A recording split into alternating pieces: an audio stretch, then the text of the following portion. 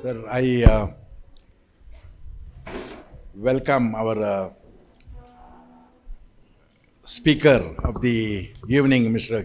Phanindra, senior advocate, who readily accepted our invitation to deliver this first program of this term, 2024-2026. A hearty welcome to him.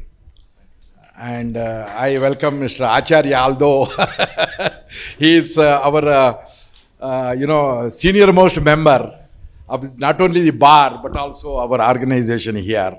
In the last 4 years, we have made tremendous progress under his stewardship. So, welcome to you, sir.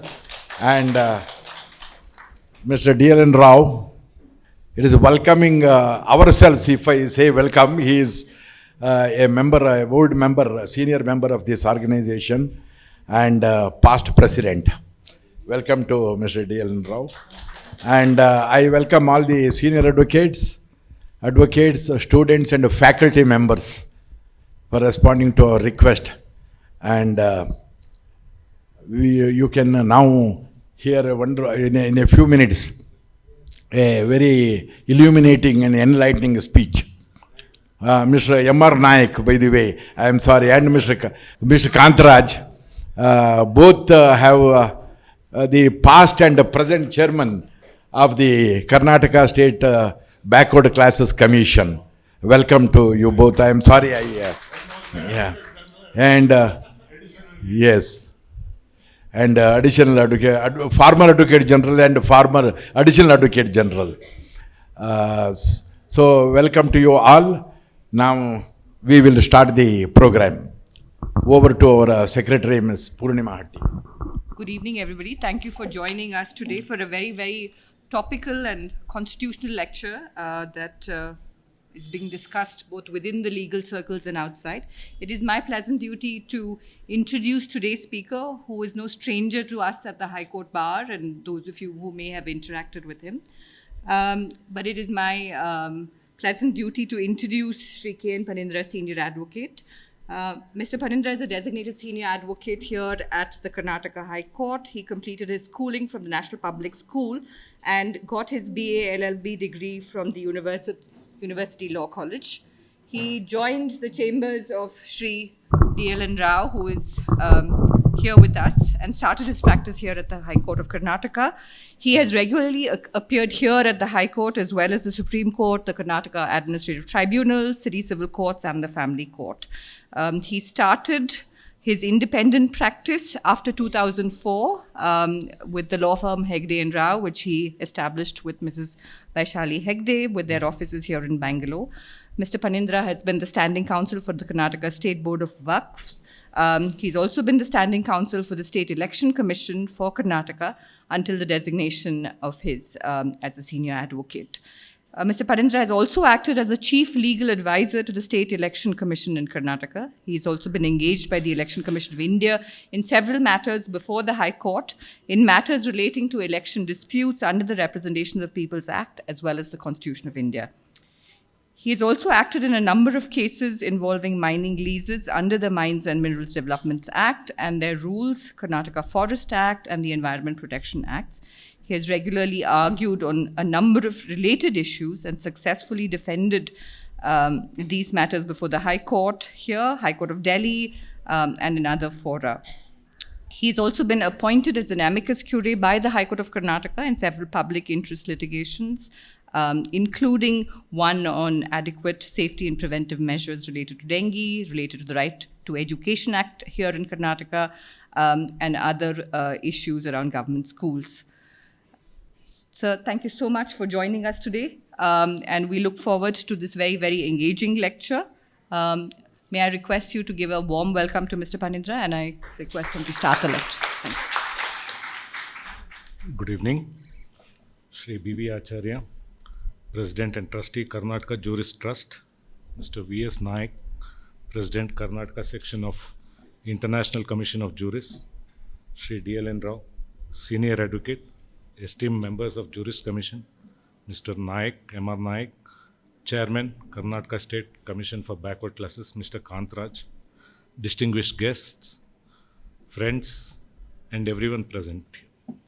It's indeed my pleasure today to address this burning topic on the discussion of the present day relating to integrity and other things of the Election Commission. I would first start by quoting Winston Churchill, who said, "At the bottom of all tributes paid to democracy is the little man walking to the little booth with a little pencil, making a little cross on a little piece of paper." These words the Supreme Court often has held. Nothing more can be said about democracy than these words. The power of a person who casts his vote is what is democracy. Now, how do you protect democracy is the issue. If I take you back to history, we are talking about the Election Commission. The Election Commission of India is not concerned only with elections, conducting elections. There are various duties which the Election Commission of India has been conferred with by the Constituent Assembly discussions and by the forefathers. What are the functions of the Election Commission in protecting the democracy of the country? Number one, superintendence, direction, and control of elections is one duty. The second important duty is the preparation and the revision of electoral rolls. Of course, today you have been, for the past few months, we have been only hearing about controversies relating to the special revision exercise that has been taken up by the Election Commission of India in Bihar, which is now going to be taken up in several other states which are going into polls. That is one of the most important roles that the Election Commission of India performs. But except for the past few months, there had been no such concentration on this important duty conducted by the Election Commission of India. Now, the third most important duty in the protection of democracy is recognition of political parties and allotment of symbols. The fourth most important duty is the enforcement of the Model Code of Conduct. Without enforcement of Model Code of Conduct, there would be no free and fair elections at all. So this is another important duty of the Election Commission of India. And mind you, when I talk about Election Commission of India, it also comprises the Chief Election Commissioner and the present strength of 2 election commissioners. The last but not the least important duty of the Election Commission of India is in its advisory jurisdiction and quasi-judicial functions.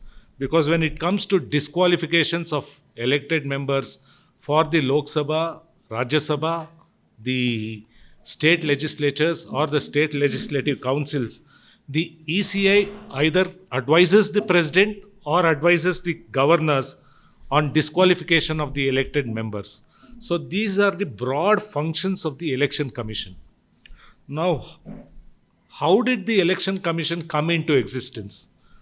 The Election Commission, when we had we did not have a constitution. So when we got our independence, the Constituent Assembly, there was a committee formed to discuss on various roles and to give recommendations on how to frame the constitution.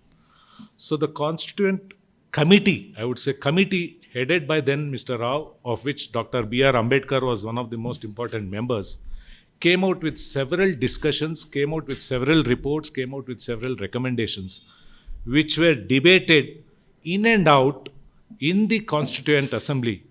And when you actually read the Constituent Assembly debates, you will find that whatever is being argued today, whether it's on the position of the election commissioner or the appointment of a chief election commissioner, everything was then debated. Some members had expressed their apprehension as to how the process for appointment of the Election Commission of India or the election commissioner should be taken forward. The debate also consisted as to whether the entire chapter relating to Election Commission of India, appointment of election commissioners, should be included in the chapter containing fundamental rights, because that was the most important chapter. Ultimately, on discussions, some of them felt it may not be included in fundamental rights, but a separate chapter or a separate part could be included which is now framed as Article 324, which consists how an election commission should perform, how election commission has to be appointed, and other parts. Now, I would only say why these things are important is we find in the Constitution Article 329 having been included. Now, what this important Article 329 does is it pushes out the remaining parts contained earlier to 329 from the Constitution, from judicial review. So what happens here is, if there is any election which is announced, which is being conducted, or which concludes, the judicial review of courts is virtually ruled out.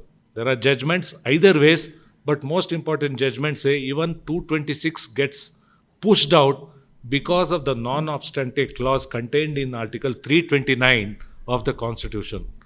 When such being the limited powers of judicial review, the powers of the Election Commission, the independence and integrity of the Election Commission of India and the Commissioner assumes the most important aspect.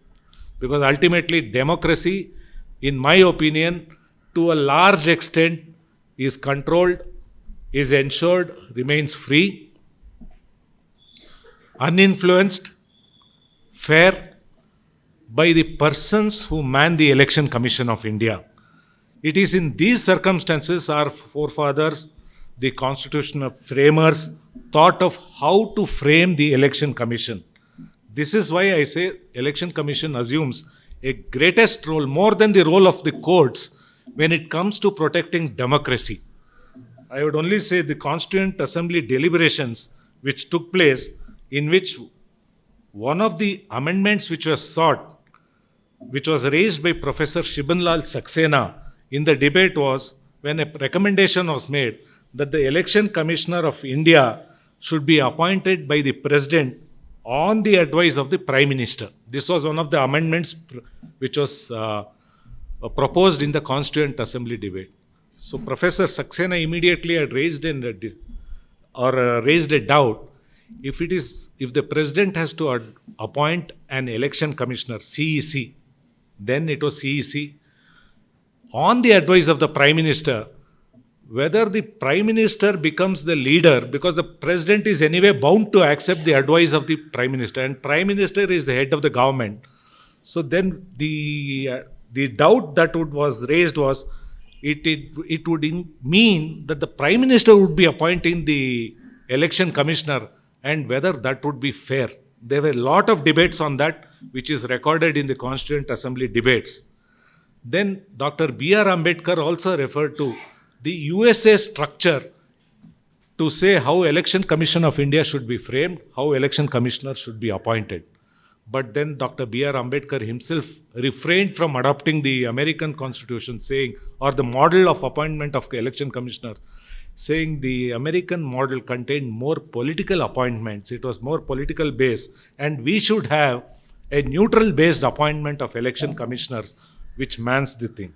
Thereafter, a proposed amendment was made that an appointment of CEC and other ECs shall be subject to provisions of any law made by the Parliament.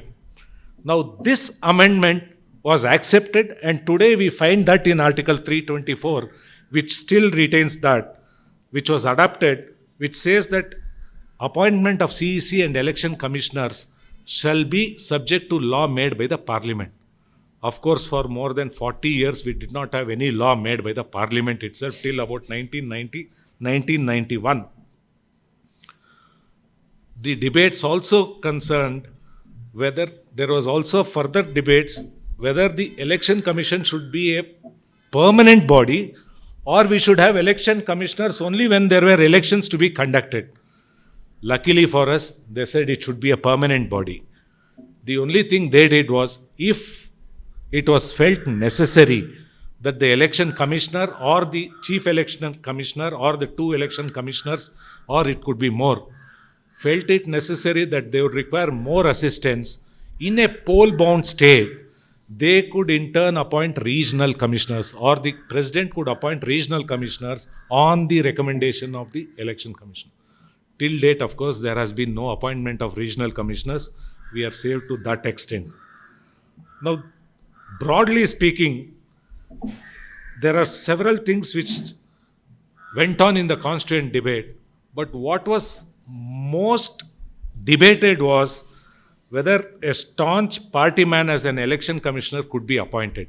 That's because what was said was the president will appoint on the advice of the prime minister. All parties across said there should be a law made for the appointment of the election commissioner. And today what we find is the current debate, which is under challenge in the Honorable Supreme Court, pursuant to a Constitution Bench judgment, because one of the cases were filed in the Supreme Court where they said there is no basis, there is no law which mandates how the chief election commissioner or the election commissioner can be appointed. In the present model contained under Article 324, it only speaks of chief election commissioner or election commissioners. But the president has thought it fit, under the advice of the president, the prime minister or the government, that we shall have 2 more election commissioners. Of course, that was also a subject matter of challenge, which is known as in Dhanua case. First time in 1989, the government or the president made appointment of additional commissioners apart from the chief election commissioners. But then, having realized whether it should be gone on or not, it was immediately rescinded. That rescinding action was challenged by one person who was appointed as an election commissioner. And the Honorable Supreme Court at that point of time upheld the provision saying that there could be more than one chief election commissioner. Later we saw when Mr. Sheshan, T.N. Sheshan was the chief election commissioner, there were 2 other election commissioners for the first time appointed who took charge. That action was challenged by Mr. T.N. Sheshan, saying that there can't be 2 election commissioners, there can be only 1 chief election commissioner. But of course, the Honorable Supreme Court, after considering the provisions of the Constitution, felt that there could be more than 1. Of course, the biggest debate was whether the election commission becomes a kingdom within a kingdom. If you're going to give them unbridled power, how do you control them? That was another issue which was raked up. Of course, the Supreme Court then clarified, though 324 does not give or mention anything to the commissioners, it's a vacuum.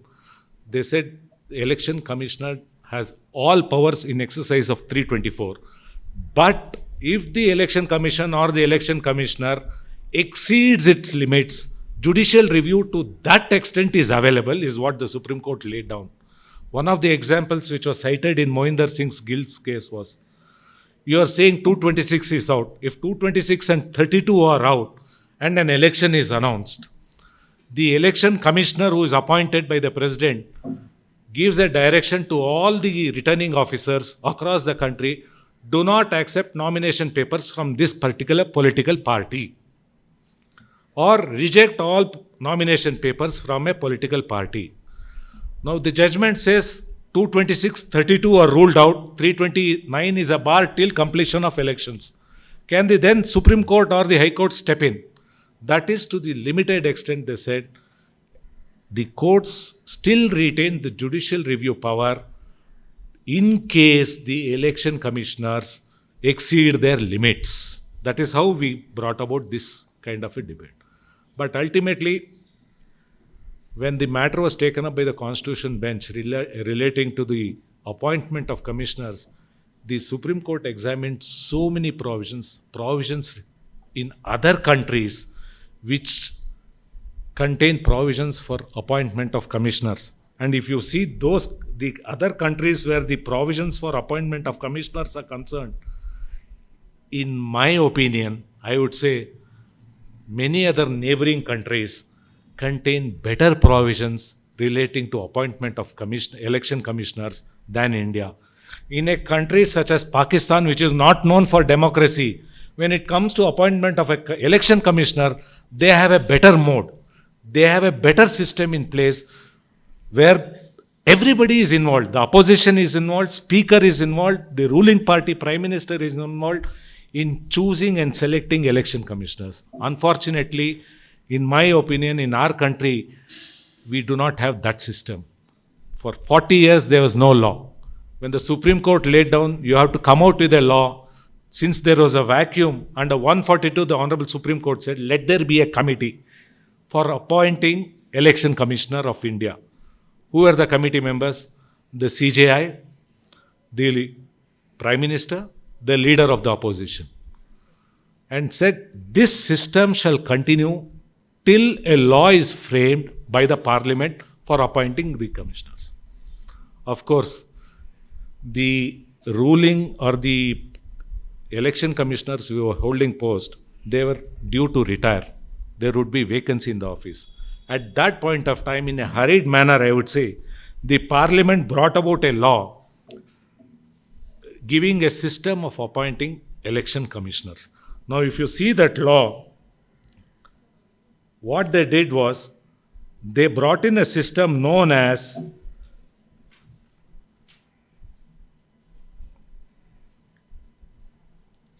a shortlisting committee and a selection committee. And they also brought in a qualification. What was shocking was, what was felt by everybody, that we should have someone with integrity, someone with qualification.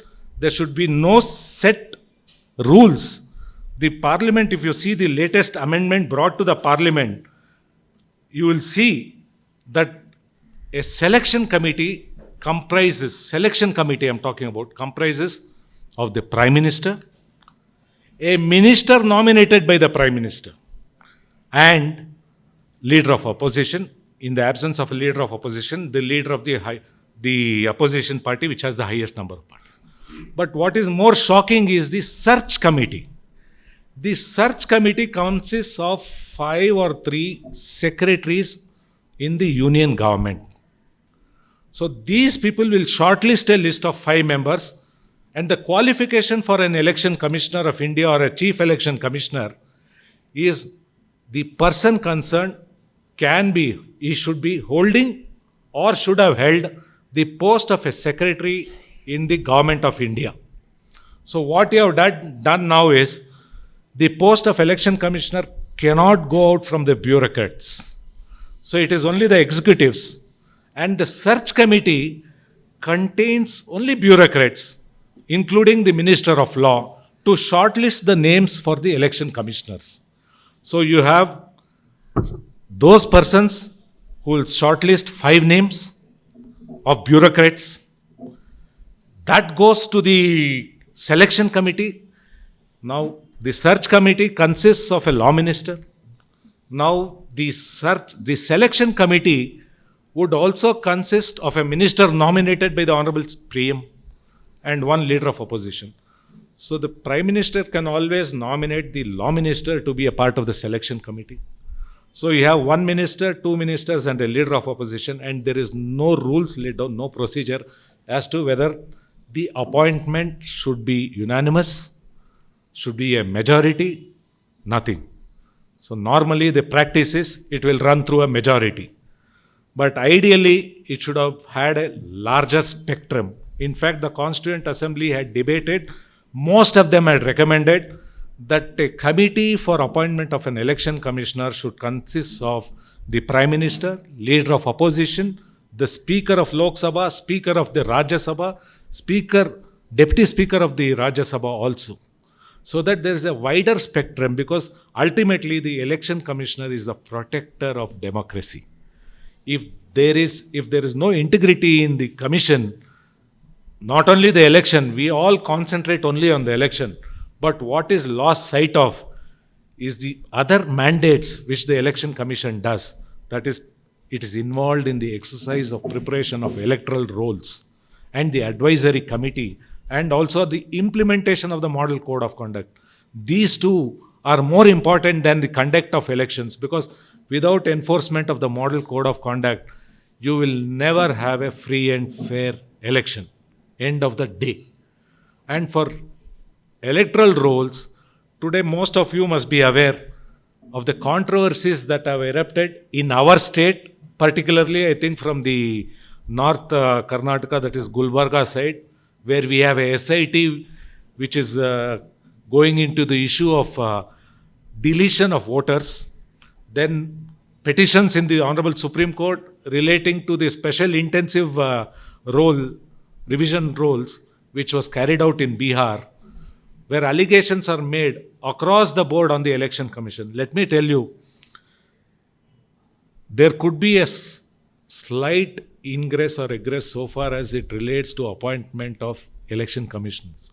But overall, in my experience of over 25 years, most of the election commissions deal, at least in certain aspects, with the most integrity and honesty. Electoral rolls is an exercise which is controlled under the rules. There are rules framed under the RP Act 1951, which controls how the electoral rolls should be revised or prepared, including additions, deletions. So when you have those rules, the Election Commission of India does not have independent machinery. It was also debated in the Constituent Assembly whether Election Commission of India should be provided with staff, a separate department to man entire exercise of elections. But unfortunately, most of the members in the assembly felt, Constituent Assembly felt, since Election Commission is only involved at that point of time, they thought Election Commission will conduct elections only once in 5 years. So rest of the 4 years, why are we wasting money on the staff? Let us not do that. So the Election Commission is wholly dependent on the executive. It draws staff from the state governments. When it puts everyone, the deputy commissioners, assistant commissioners and others, for the preparation of the voters list. So when they depend, they do a overall supervision, superintendence to see that procedures are followed. There could be some mistakes in either preparation of the voters list or in deletions and additions, but that is a minuscule, but today we are making a mole out of it. A mole is being made a hill out of it, mountain. Otherwise, revision of roles is a regular exercise. It is only the nomenclature that has changed today. What we call as SIR or special intensive roles. It is normally done quarterly. Today it is quarterly. Earlier it used to be yearly. 1st of January it would get completed. Now it is done quarterly. There is nothing wrong in that exercise. And in Karnataka, Election Commission of India was the first agency, even in Gulbarga, North Karnataka, to have registered a FIR when it came to its notice that there was some lacuna, some lapses in the preparation of electoral roll where it involved deletion and additions of voters. But today, Election Commission of India faces flat, but it is used to facing flat. The entire flat is only because what I feel is the lacuna or the opacity in the appointment of election commissioners. Had the government of the day today sat down, thought of the process, what was expressed by the members in the Constituent Assembly, a wider debate, or had heeded to the advice of the Supreme Court, we would have been in a better position. Then nobody would have pointed fingers at the Chief Election Commissioner or the Election Commissioner at that point of time. What I find is, unfortunately, the government of the day felt the CJI need not be a part of the consultative process. We have the CBI in which CJI is also a part of the consultative process. There would have been nothing wrong. It was only to ensure that democracy is protected. That is the problem which we find. That is why today you have a huge noise being made by the opposition saying election commission has become partial. Now, why is that allegation being made? There are other issues involved. The election commission also assumes importance while it declares the elections. Now, the assembly, under the constitution, once the term of office of the assembly, legislative assembly, is coming to an end, you can't have a vacuum. It should be filled up. So there is a time period within which the Election Commission of India has to conduct elections prior to the expiry of the term. Now, what is happening in the present past, what we see is the consultative process is not there. The government, when it knows it's the government or the which is in office, knows that the term ends in this period. by this date.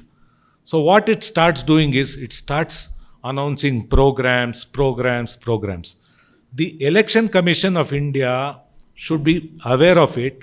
They should take proactive steps in announcing the schedule to the elections much prior to the date of expiry of the term. When the Election Commission of India starts delaying in announcing the schedule of elections, because the day election schedules are announced, the model code of conduct kicks in. When the model code of conduct kicks in, what happens is the government in power cannot announce any financial impact programs, that is to influence the voters. But the only complaint today is the Election Commission of India keeps quiet till all programs are announced by the ruling dispensation. And once the ruling dispensation finishes announcing all the programs, that you suddenly announce the schedule. This could have been avoided if we had a neutral party as the Election Commission. That is where integrity counts. That is where the appointment process starts. Now, I want to just show you examples or tell you examples about Nepal, my neighbor. That also has a council that recommends the chief election commissioner and election commissioners to the president for the appointment. Now, who is the council in Nepal? It includes, chaired by the Prime Minister, includes Chief Justice, Speaker of the House of Representatives, Chairperson of the National Assembly, Leader of the Opposition, and Deputy Speaker of the House. So that is a wide body which recommends the appointment of the Election Commissioner. If you go to South Africa, it is much more complex, but a wider thing. I was talking about Pakistan. Now, when we talk about Pakistan, nobody talks about democracy in Pakistan. But please see the process they have for appointment of an election commissioner. Prime Minister, in consultation with Leader of Opposition, forwards 3 names for the CEC and 4 members to a parliamentary committee for confirmation. The parliamentary committee is structured 50% members from Treasury, ruling bench, and 50% from the opposition parties. Then the CEC must have the qualification of a Supreme Court judge, and the term is 5 years. Look at the consultation, look at the qualification, what Pakistan has. Unfortunately for us, Supreme Court went into this, but still we do not have any qualification except a qualification that he shall be a secretary with integrity. Now that is so vague. Now if I go to Sri Lanka, it is again my immediate, we are talking about India, largest democracy. But if you see these neighboring states, neighboring countries, Sri Lanka requires president to seek the observations of a parliamentary council before making appointments. Council consists of Prime Minister, Speaker, Leader of the Opposition, and 1 nominee, each from the Prime Minister and the Leader of Opposition, both of whom must be members of the Parliament. Now, this is the wide spectrum which even the Constituent Assembly debated. They did not want to include this in the Constitution, but left it open by saying law made by the Parliament. Now, what is the law made by the Parliament? A search committee comprising of bureaucrats, a selection committee comprising of majorly the ruling dispensation, because you have the Prime Minister, you have the minister nominated by the Prime Minister and a Leader of Opposition. That gives scope to point fingers at the Election Commission. That is why today we have debates. If you put on your national TV any point of time, today we don't have elections every 5 years. Probably I think every 2 years, 1 year, every state is having election. So the opposition invariably blames the Election Commission. The ruling dispensation invariably protects the Election Commission. Now, Election Commission does not want to get involved. It does not want to come to the forefront. Could we have avoided this confrontation? Could we have avoided this criticism? In my opinion, if we had adopted a broader spectrum of appointment, being more transparent, yes, we should have, it would have been done. Unfortunately for us, we did not do it, and today we are facing that dilemma. As I said, qualification of a chief election commissioner as under this act, which is again under challenge in the Supreme Court. Chief election commissioner and other election commissioners shall be appointed from amongst persons who are holding or held a post equivalent to rank of secretary to the government of India shall be persons of integrity and have experience in management. Now this is as vague. Probably you are also disentitling other persons who could have made better election commissioners. A person of integrity. Why are you confining it to the executive itself? So then if you see the search committee, it is the same thing. You have a selection committee. The executive today is in control of the appointment of the election commissioners. Did we want this system? If we did not have this system, probably we would have been better off. We would have been better off having the Supreme Court system where the CJA was a part. At least people would have trusted the Chief Justice of India when he renders his opinion in the consultative process when an election commissioner is appointed. Unfortunately, the government of the day did not want to have him on board. Let us see how the Supreme Court deals with it. Now, why do I say election commission is the guardian of democracy? That's because you have more than almost about 100 crore voters. We believe in adult suffrage. The election commission must ensure free and transparent elections. How do you ensure that? Number one, you have to ensure that the dates when elections are conducted are decided by the election commission on an independent basis without succumbing to the ruling dispensation. I refer to ruling dispensation because in any government, be it any political party, any state, it is the ruling dispensation which always tries to exert pressure on the election commission in getting the dates arranged for the election. So that is the first and foremost thing. The number two most important exercise is in ensuring that the model code of conduct is implemented in its true spirit. Because model code of conduct contains several things.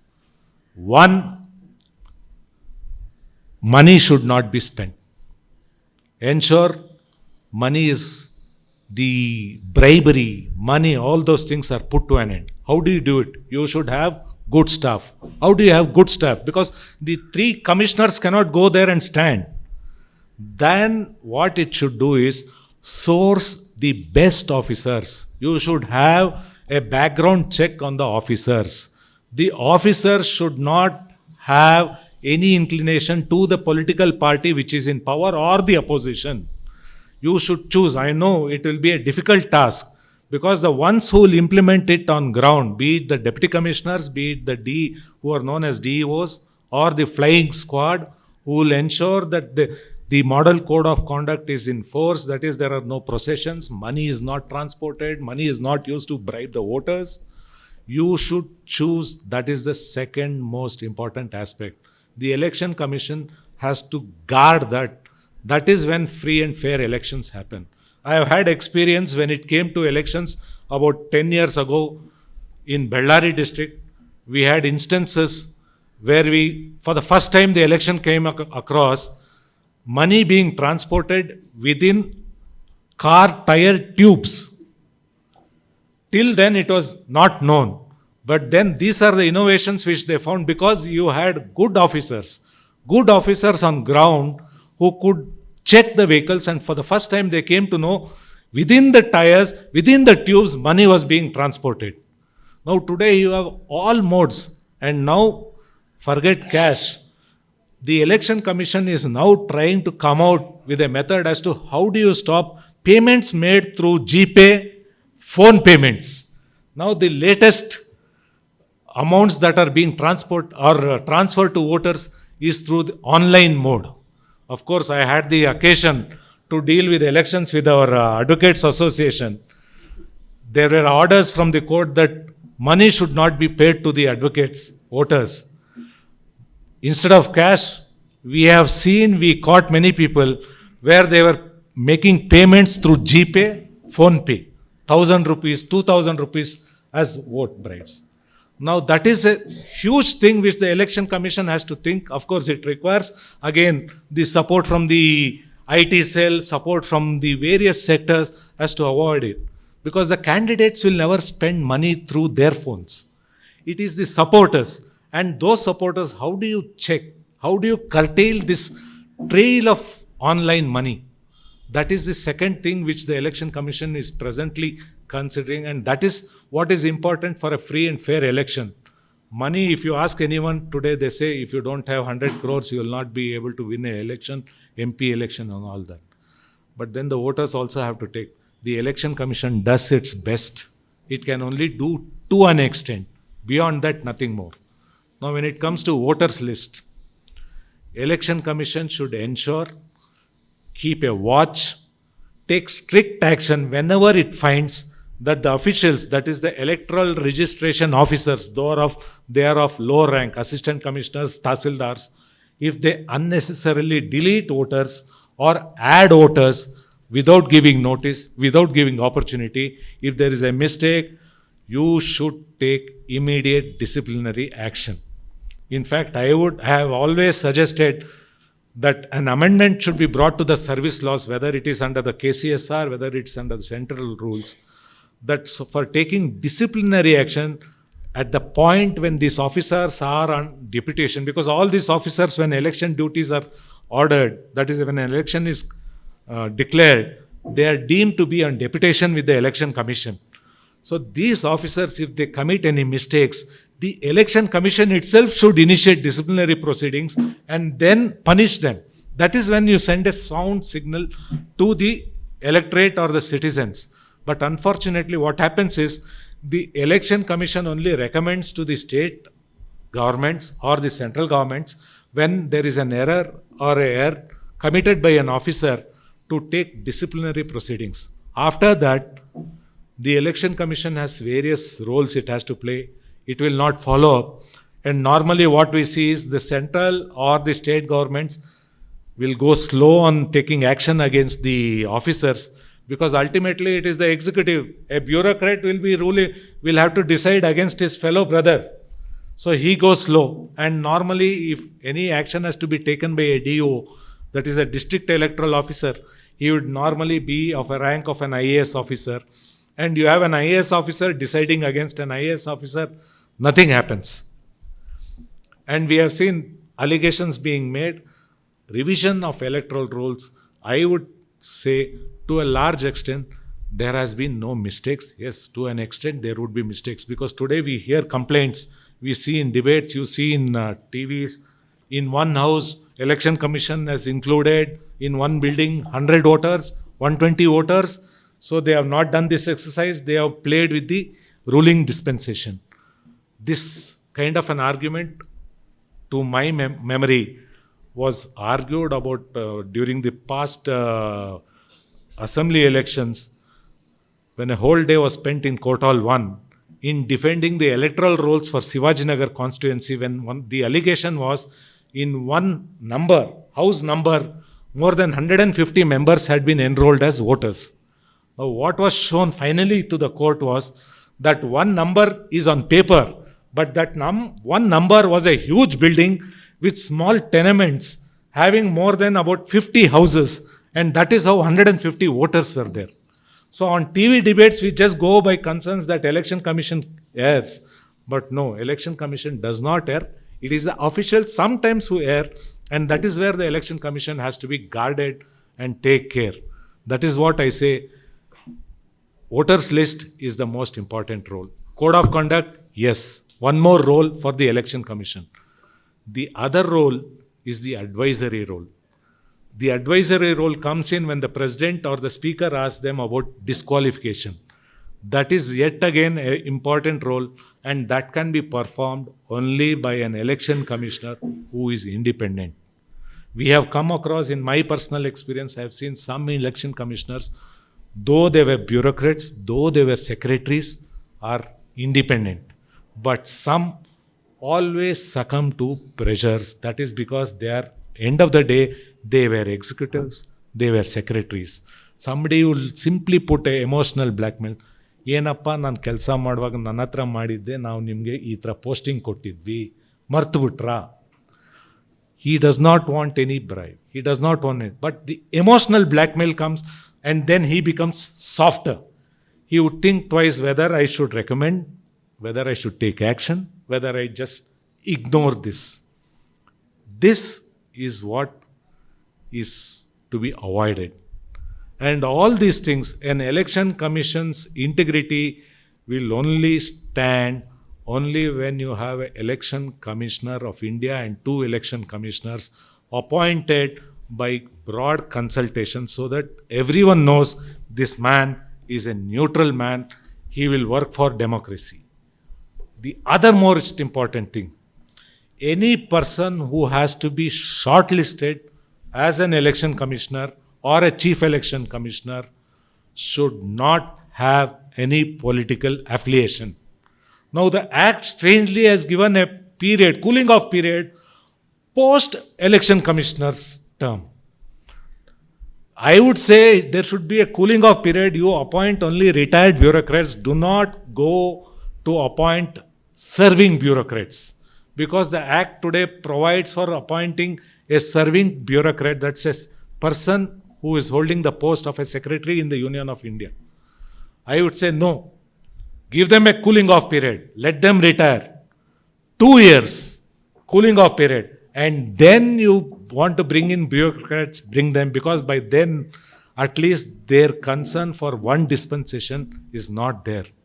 Otherwise you have someone who will always have some favors, and that should be avoided. This is what we felt. That is what I have felt.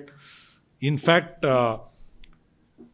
since we are talking about leader of oppositions, leader of the Prime Minister and the CJI, Justice M.N. Venkatachalaya's committee had also given a report way back in 2002, where they had also suggested it shall comprise of PM, leader of opposition in Rajya Sabha, Speaker of Lok Sabha and Deputy Chairman. This is how everyone thought, that when you have a guardian of democracy, the person who mans that guardian of democracy should be someone who is absolutely neutral.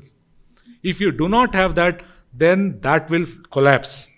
Then you had a Veerappa Moili's committee report of 2007, which again said Ministry of Law and a committee on electoral reforms. In fact, they went a step ahead and said we need a committee on electoral reforms because of the experience earned. When the framers of the constitution, when it was framed, it was almost 50, 60 years. Nobody thought these days would come. But some of them thought, some of them said, do not give only one person the right to appoint. In fact, Veerappa Moili also suggested we should have a committee which will decide how to take about electoral reforms. Electoral reforms not only means appointment of commissioners, but also how should elections be conducted?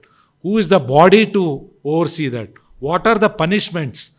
Let me also tell you, when we come to electoral offences, if you see IPC today, BNSS, I don't think we will come across even a single conviction when it comes to violation of Model Code of Conduct. Sandesh will agree with me, because you will always have a technical effect. They will only cite 188 of IPC and a complaint to the police. Ultimately, the court says it is not it could be a cognizable offence, but a complaint should be filed to the magistrate by the authority which implemented or which came out with Model Code of Conduct. Now, Model Code of Conduct is by evolution by the political parties, for which the Election Commission has given its seal. You cannot have an election commissioner going before a magistrate filing a complaint. That is what is happening today. That is why the integrity, the honesty, and the appointment process is as important for an election to be fair, free, and for a democracy to survive. If these two are not there, whatever elections you have will be a farce, and even the courts will not be able to do anything. I think I have wound up. I'll wind up because the time, I think, is running out. Otherwise, I could have gone on about Canada, Ghana. There are so many. If you see any other country, I always feel they have a better system. And let me tell you, so far as conduct of elections, all other countries always say India has the best system of conducting elections, because the Election Commission ensures every corner, whether it is motorable or not, a booth is set up. so that nobody loses his valuable vote, which is not happening anywhere. I am sure if you see the presidential elections in America or any other election, nobody will understand who is winning, who is losing. If you see any other countries, they still follow the paper ballot. We have come out of paper ballot, EVMs. EVMs checked once, thrice, I don't know how many times each one challenges EVMs, saying it can be forged, it can be hacked. The Election Commission has thrown an open challenge to all the political parties or anyone to come and prove that it can be hacked. Nobody has succeeded. But today again we have clamoring by certain political parties that we should go back to the ballot paper days, though we have advanced to the EVMs. I only hope the Election Commission becomes proactive, or the ruling dispensation without any ego says, yes, though we have brought in this act, maybe we'll improve upon ourselves and bring in a more consultative process. After all, it is for democracy, end of the day, because today's ruling dispensation can be tomorrow's opposition also. That's it. I thank you one and all.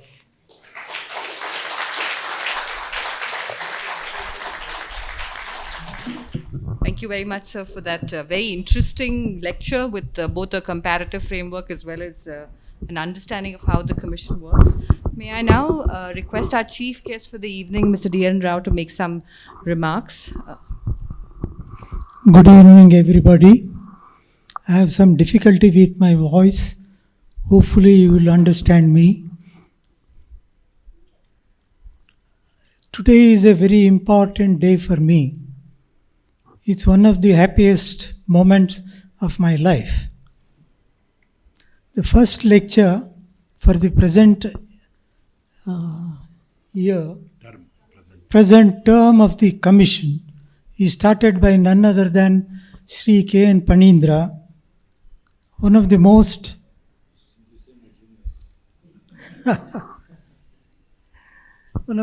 interesting person, very well read, and such a humble and humble person that he is. It makes me feel extremely happy. One other reason why I am so happy today is I have just 3 days ago completed 55 years of practice. I got enrolled on the 26th of October 1950. So 55 long years, only after my senior Shri B.V. Acharya, who has completed 65 years or 70 years of practice. 68 years. He is called the Bhishma Pitamaha. Now, as far as the remarks are concerned, what is it that I can add, or what is it that I can say after hearing such an illuminating lecture by Sri K.N. Phanindra? C.K. Allen, one of the greatest authors, in his book on democracy and the individual, has specifically said democracy leads to mobocracy. That is what Mr. Phanindra, in one particular stage of his speech, has clearly said the role of money that plays in the elections. It is just mobocracy. You have one lorry full of people coming there voting, and then they are left in the lurch after some money is being paid to them. If this is the form or method of election, then God only save the country, God only save the constituency. But he has added a rider to it by saying, Election Commission has several roles to play. Two of the most important roles are finalizing the voters list, ensuring following up of model code of conduct. And he also cited that most of the other countries do not have a better process of election, though several countries, even they may be a small country, have better method of selecting election commissioner. Election Commission, as he rightly said, was debated in the Constituent Assembly, and they unanimously agreed to put it in the chapter called Fundamental Rights.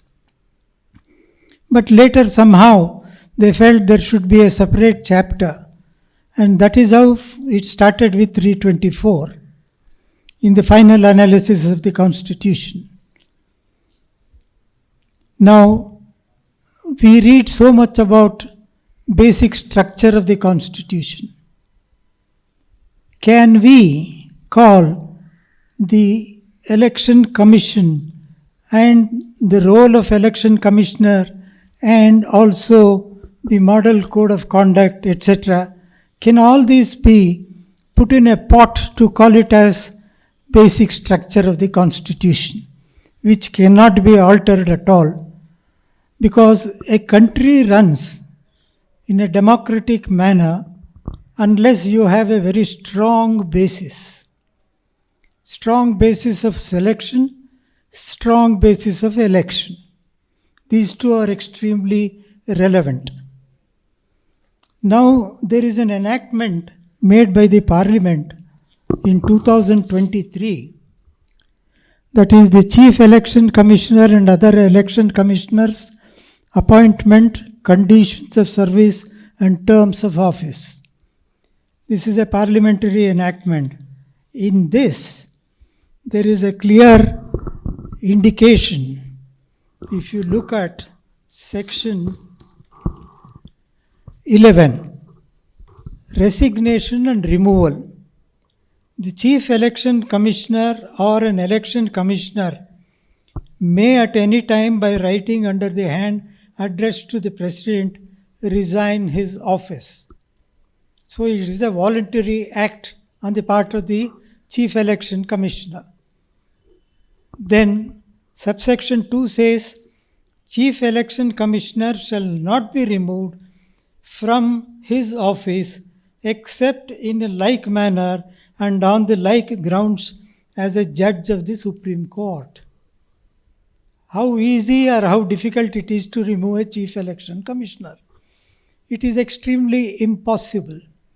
So if something which is very difficult but has a great value in the Constitution and in our day-to-day lives,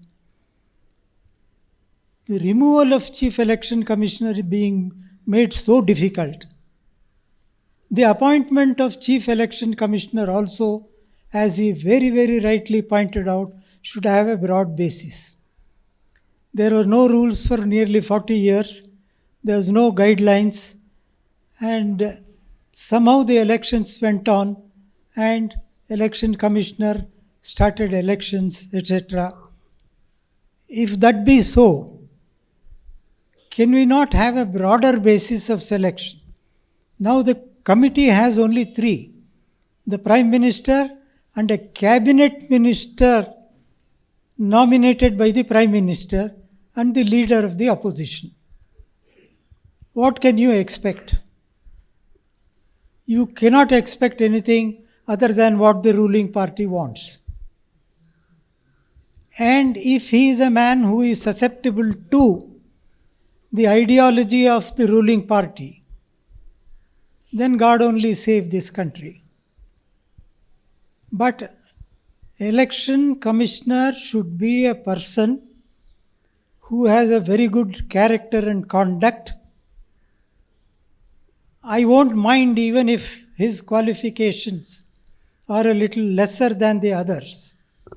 But integrity, honesty must be there in Chief Election Commissioner's mind, always. And he has a right to remove other commissioners, but he can't be easily removed. So the appointment also should be interlinked to say that his appointment must be in such a manner that it is done with a lot of ideology in mind, and that is where I feel, can we call it as a basic structure of the Constitution? It is important now, in the present day circumstances, the Chief Election Commissioner should have a great role to play. Just a small aside, I would like to share with you, when Mr. Session was the Election Commissioner, 2:30 we had a meeting and he was to address the Advocates Association. 2 o'clock, all sessions dogs came in, they were sniffing all over the place. 2:30 promptly Session came. He started by saying, first all session will come, then Session will come. That is how he started, very humorous, but extremely talented man. Sometimes his ideas are good, so good that implementation will have some kind of a, some kind of a difficulties for the ruling party. I can put it in that manner. But nevertheless, he was a fearless election commissioner. He fought that there should be only one election commissioner, there can't be more than one. Then somehow now things have changed, and because of workload or because of political reasons, there could be one chief election commissioner, more number of election commissioners. That is the present stage. Now, after hearing Mr. Phanindra, in a detailed manner, he has step by step, starting from the Constituent Assembly debates up to the latest Act of 2023, he has analyzed and he has put it in a cryptic manner, and anybody can easily understand what the present situation is. If I try to add something more, I'll be spoiling the whole lecture itself. So I would rather close my remarks here, and then I profusely thank Mr. Phanindra for his illuminating lecture. He incidentally was my junior and was an asset in my office. He and Vice President Madam Anuradha, they both were my colleagues. Huh?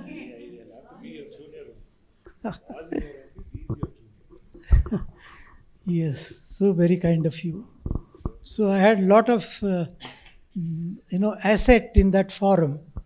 That is more important. And they helped me a lot. And they were also important in shaping my career also, apart from shaping their own career from my little knowledge. Thank you very much.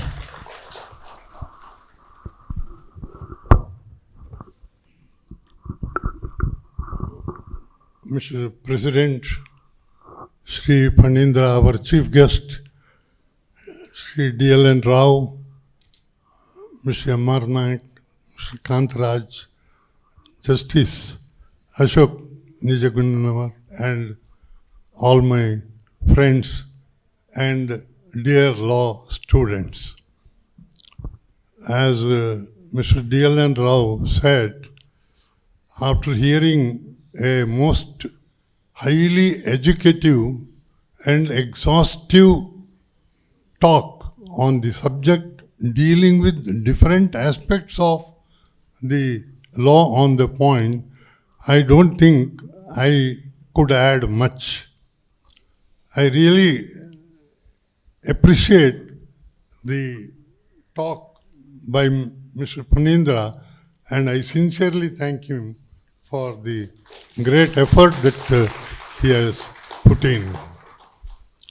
I can boldly say that he is an expert in the field of electoral law, and it is my privilege to share this dais not only with him but also with the senior Mr. D.L.N. Rao. In between, it is a great privilege for me. Now I will take very little time only on one aspect I want to say. as already stated by the guest speaker, appointment of the election commission is the most important thing rather than the removal. Regarding removal, what Shri D.L.N. Rao read is in the constitution itself. The chief election commissioner can be removed only in the mode of removal of a Supreme Court judge. Those same doesn't apply to the other election commissioners. And constitution itself provided chief election commissioner and other commissioners as the government decides. And as he said, for 40 years we had only one chief election commissioner. The two other commissioners the government appointed only when it found that Sheshan has become very, very strong. So how to control him? To have two more and then say the decision of the majority will be there. And one important thing, we are very grateful to the Constituent Assembly members who have given us a good constitution. But they having known that appointment of election commissioner is the most important thing, as good as appointment to the higher judiciary, Supreme Court or High Court, or even more important than that, after a good deal of deliberation, as explained by Mr. Phanindra, they failed to incorporate a specific provision. So they virtually abdicated that and said, let the parliament pass a law. That is that according to me is the fundamental mistake. The constitution itself should have provided for appointment of the, and since it is left to the parliament, constitution said, till such a time law is made or subject to the law to be made by the parliament, the election commissioner will be appointed by the president. That is aid and advice by the cabinet only. Instead of prime minister, it is the cabinet that is to be appointed. So the government enjoyed that power.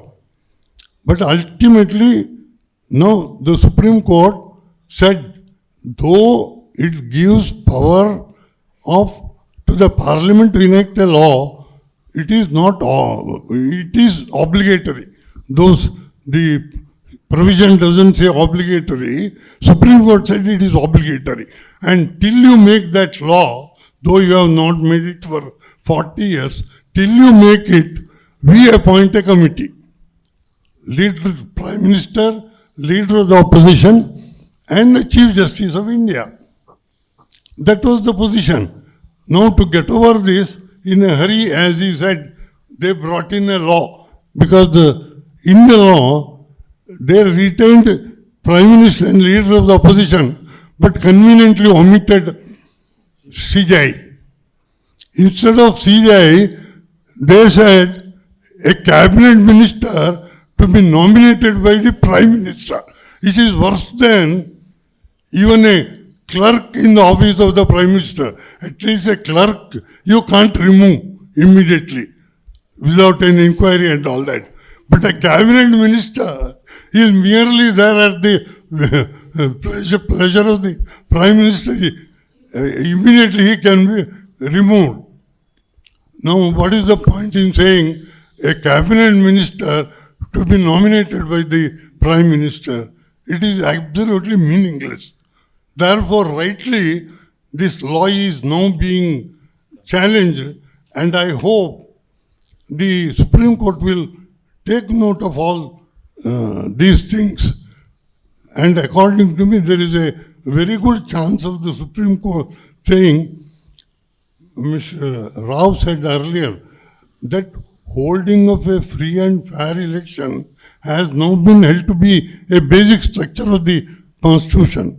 Therefore, if the Supreme Court finds that the method of appointment now adopted under the Act will affect the basic structure, they can strike it down on the ground that you are not having a independent body. to conduct the election. Therefore, it is bad. Whether we like Pakistan or Sri Lanka, which country as it is, we will not mention the name. But as I said, I 100% agree that the method there is far better.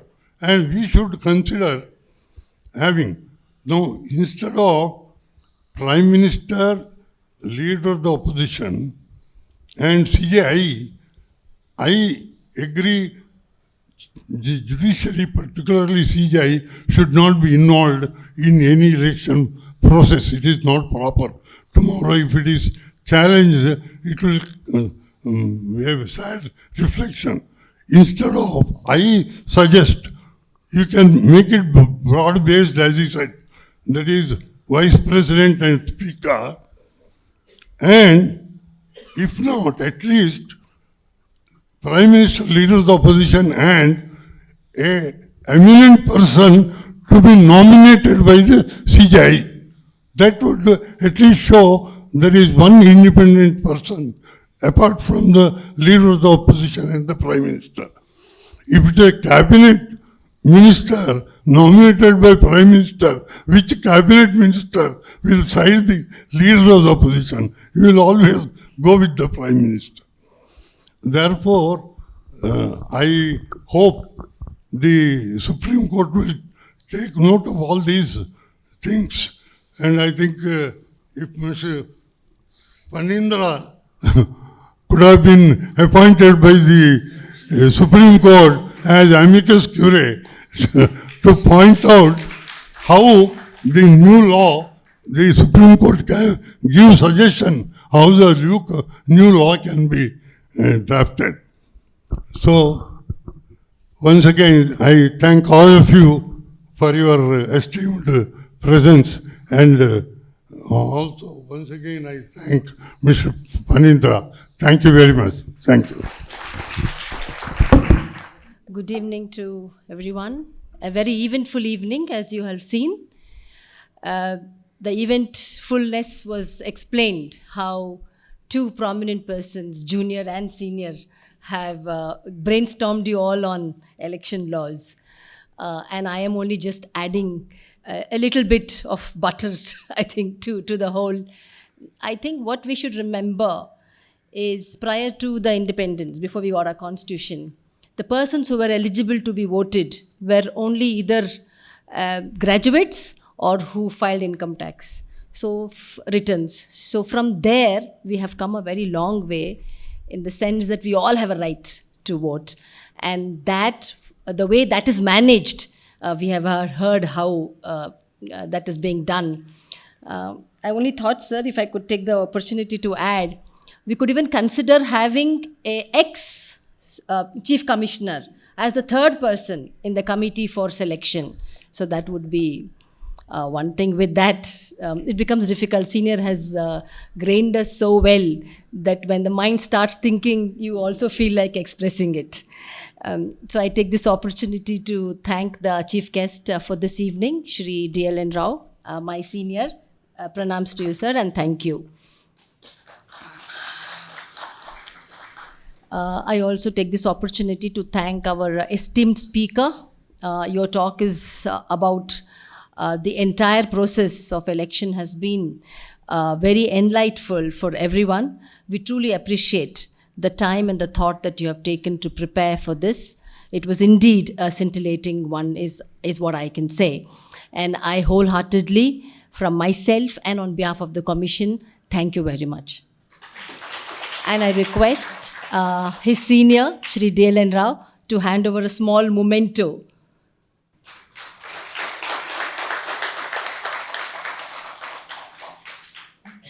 I also take this opportunity to thank our past president, Shri B.V. Acharya, who always who's a huge repository of knowledge of all kinds. On any subject that we have a talk, he has something like a bank to contribute. So thank you very much. I myself, on my personal behalf and on behalf of the Commission, thank you very much, sir, for your insightful thinking. I said today has been an eventful day. It has also been an eventful day because you have the couple. One fed your mind, another fed your stomach. Today's evening's tasteful, snacks and scrumptious MTR snacks were sponsored by Mrs. Vaishali Hegde, a wonderful host. She ensured that everyone who came to hear her husband had a full stomach. I take this opportunity to thank all the young minds who have felt to attend an in-person session and have this interaction and get intellectually stimulated. Thank you, students, for coming. And should not forget that our beautiful smiles and beautiful expressions on our faces are captured by Mr. Chandrasekhar, who is, sir, why don't you please come in the front? Mr. Chandrasekhar is an advocate by profession, and taking snaps is his passion, and a part of his passion, he has helped us today in capturing both video and audio. Thank you. And this program is being live streamed now, so I also thank our live streaming partner for the same. In the end, I thank all the dignitaries, His Lordships, senior advocates, and all the other advocates who are present today. Thank you, one and all. Sir, I will like students. Yes, thank you. Thank you very much. And until we see you for another next intellectually stimulating evening like this. Thank you.